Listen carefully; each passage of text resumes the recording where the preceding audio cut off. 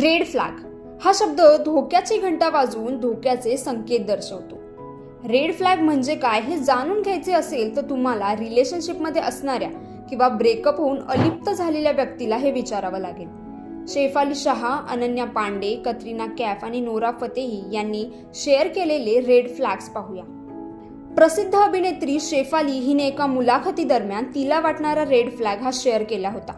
तिच्या मते नात्यात जर आदर मिळत नसेल किंवा पार्टनर जर सतत तुमची लाज आणि अक्कल काढत असेल तर तो एक रेड फ्लॅगच समजला गेला पाहिजे.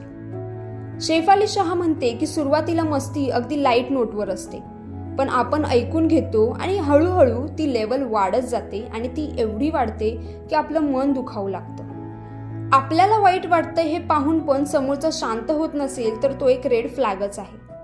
सध्या अभिनेता आदित्य रॉय कपूर सोबत डेट करत असल्याची चर्चा असणारी अनन्या पांडे सुद्धा रेड फ्लॅग बाबत आपले मत व्यक्त केले आहे. यावेळी तिने सांगितले की इतरांसोबत प्रेम न दाखवणे किंवा पार्टनरचा आदर न करणे हा नात्यातला रेड फ्लॅग आहे. जर तो व्यक्ती सार्वजनिकरित्या तुमच्यापासून लांब राहत असेल तर असे नाते काही कामाचे नाही. खरं तर कतरिनाने स्वतःहून कधी नात्यातल्या रेड फ्लॅग्स बद्दल भाष्य केले नाही, पण तिचा पती विकी कौशलने एकदा बोलता बोलता तिच्या दृष्टीने रेड फ्लॅग्स काय असू शकतो याची हिंट दिली होती.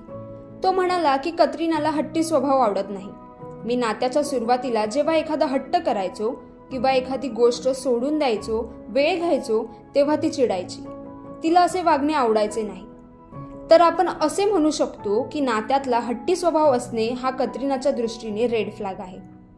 बॉलिवूड स्टार नोरा फतेहीच्या मते जर एखादी व्यक्ती अचानक गायब होत असेल आणि मध्ये मध्ये तुमच्या लाईफमध्ये येत असेल तर त्या व्यक्तीला सिरियस घेऊ नका. तो एक रेड फ्लॅग आहे. ती म्हणाली की काही जण असे असतात जे एक दिवस तुमच्याशी खूप गोड बोलतात, तुम्हाला त्यांच्याबाबत विचार करायला भाग पाडतात आणि नंतर काही दिवस चक्क गायब होतात, कोणताच रिस्पॉन्स देत नाहीत. असे वागणे म्हणजे एक रेड फ्लॅग आहे. तर तुम्हाला आलेले रेड फ्लॅग्सचे अनुभव काय आहेत हे आम्हाला नक्की कमेंट बॉक्समध्ये कळवा आणि मॅक्स वुमन या सोशल मीडिया प्लॅटफॉर्मला फॉलो करायला विसरू नका.